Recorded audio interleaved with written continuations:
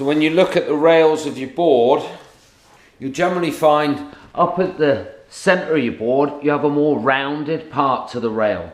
And then as you come down into the tail of the board, you'll tend to find with most boards, it sharpens off. When you're taking off on a steeper wave and you're wanting to set the rail, a lot of people will think as they're taking off, the part of the board that's going to bite is going to be this sharp edge with where the fins are.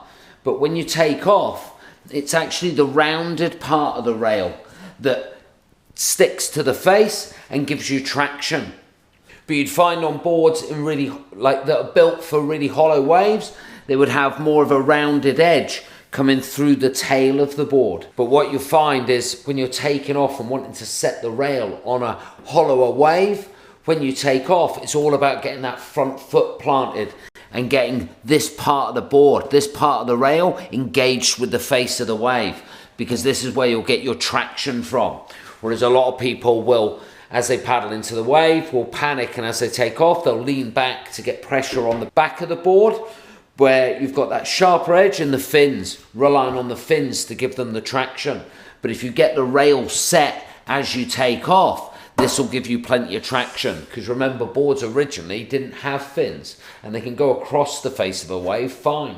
So if you imagine when you take off on a steep hollow wave, water is running up the face.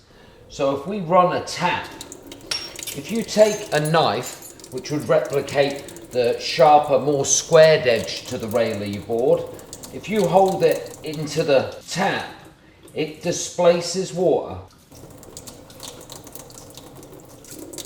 Isn't it? Yeah.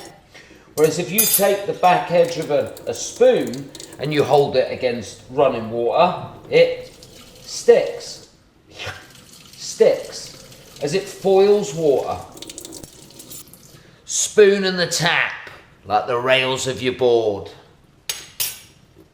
Alright, that's a wrap. Oh, where's the off button?